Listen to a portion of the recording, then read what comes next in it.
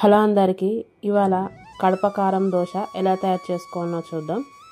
First brown rice కప్పున్నర తీసుకున్నాను.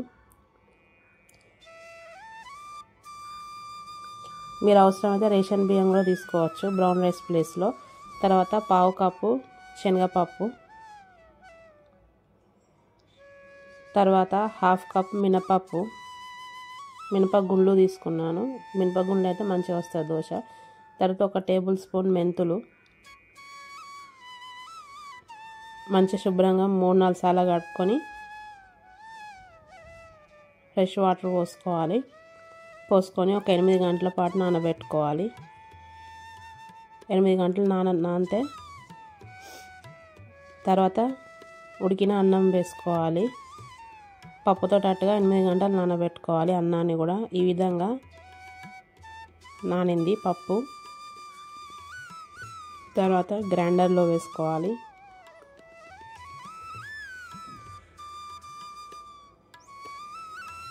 Fresh water పోసుకొని grind చేసుకోవాలి పిండిని.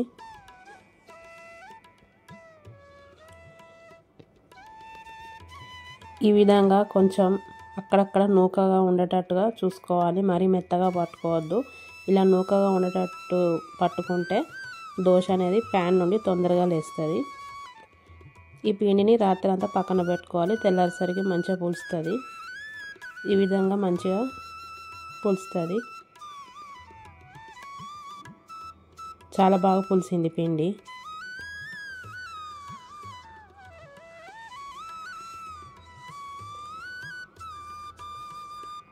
పిండినంతా ఒకసారి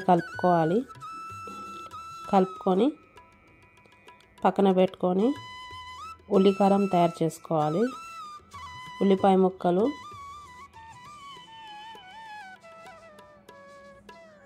వెల్లుల్లి రెబ్బలు తోట వేసుకున్నాను. 1 స్పూన్ కారం, ఉప్పు తగినంత,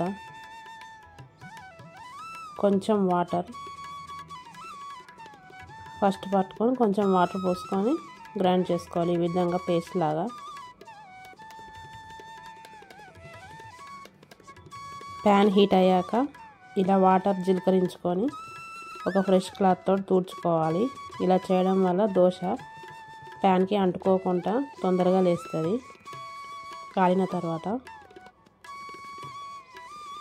ఈ విధంగా గంటతోటి పిండి తీసుకొని సన్నగా స్ప్రెడ్ చేసుకోవాలి దోశని. ఈ విధంగా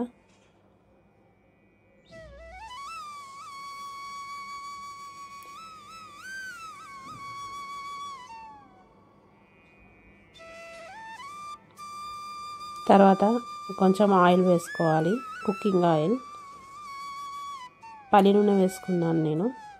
చూడండి దోశ మధ్యలో హోల్స్ ఎంత మంచిగా వచ్చాయో.